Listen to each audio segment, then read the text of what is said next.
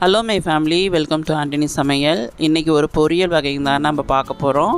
என்ன பொரியல் அப்படின்னா பீட்ரூட் பொரியல் தாங்க பார்க்க போகிறோம். ஒரு பேன் ஒன்று வச்சுப்போம்.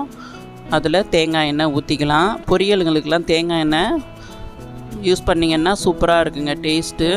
தேவையான அளவு எண்ணெய் ஊற்றிட்டு சூடானதுக்கப்புறம் கடுகு போட்டுக்கலாம். கடுகு நல்லா பொரிஞ்சதுக்கப்புறம்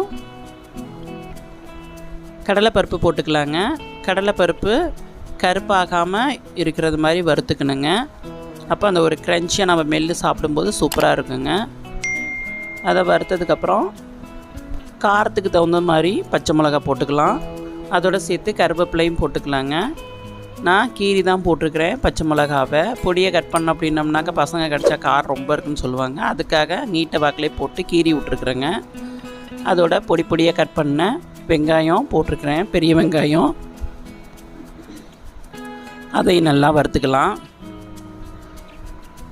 வதக்கி முடித்ததுக்கப்புறம் துருவி வச்ச பீட்ரூட் இருக்குது பாருங்கள், அதையும் போட்டுப்போங்க. இந்த பீட்ரூட்டில் நிறைய விட்டமின் சத்தெல்லாம் இருக்குதுங்க. மறக்காமல் வாரத்தில் எப்படி ஒரு 2 திருப்புனாலும் இங்கேருந்து பீட்ரூட் சேர்த்துக்கங்க. நல்லா பெரட்டி விட்டுக்கிட்டு தேவையான அளவு உப்பு போட்டுக்கலாங்க.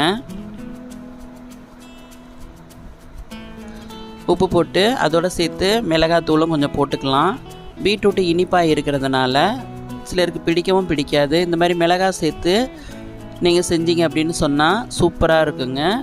மிளகாய் சேர்த்துட்டு நல்லா பெரட்டி விட்டுட்டு ஒரு ஃபியூ மினிட்ஸ் வேக விட்டுறலாம்.